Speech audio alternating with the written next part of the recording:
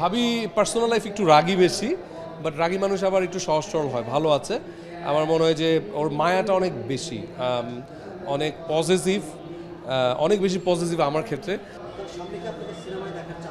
কাকে? না না না, কখনো না। আমাকে দেখার চান্স আছে, বাট ভাবিকে তো একদমই না। রিমার্ক হারল্যান্ড থেকে ওর ভ্যালেন্টাইনের জন্য একটা ওভিসি বানানোর প্ল্যান চলছিল। তো আমি অনেকের কথা সাজেশন দিচ্ছিলাম যে ওনাকে নেন ওনাকে নেন। বললো যে ইমন ভাই, ওয়াই নট ইউ? আমি বললাম না, আমার দরকার নেই, অন্য কেউ করুক। পরে হারল্যান্ড থেকে বললো যে না, এটা আপনার সাথে অনেক ভালো যায় এই গল্পটা। তো ভ্যালেন্টাইন উপলক্ষে হারল্যান্ড থেকে এই স্পেশাল ওভিসিটা করলাম। তো ওইভাবেই শুরু করা আসলে। সো ক্যামেরার সামনে একটু নার্ভাস ছিল, যেহেতু মানে ওর প্রথম কাজ, স্বাভাবিকভাবেই। আর প্রথম ওভিসি দিয়েই একদম স্টার্ট শুরু। একটু অনেক বেশি নার্ভাস ছিল, বাট আস্তে আস্তে আস্তে আস্তে ডিরেক্টর যারা ছিল তারা সবাই হেল্প করেছে, এবং সব কিছু মিলিয়ে সবার অনেক প্রশংসাও পেয়েছি আসলে কাজটা করে। কাকে? না না না, কখনো না। আমাকে দেখার চান্স আছে, বাট ভাবিকে তো একদমই না। এরকম ওবিসিতে প্রথম দেখেছি, আবার কবে দেখা যাবে সেটাও বলতে পারছি না। সো ওরকম কোনো ইচ্ছা নেই আসলে।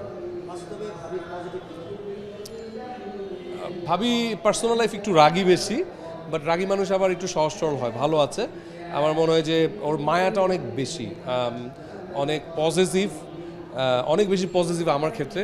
যে কারণে আমি ওকে নিয়ে পজিটিভ হওয়ার পরেও আমরা একসাথে আছি, বিকজ অফ আমি জানি সে কীরকম ভালো মানুষ, তার অন্তরটা সরলতায় ভরা। সেই জিনিসটা আমাকে খুব ভালো টানে আসলে।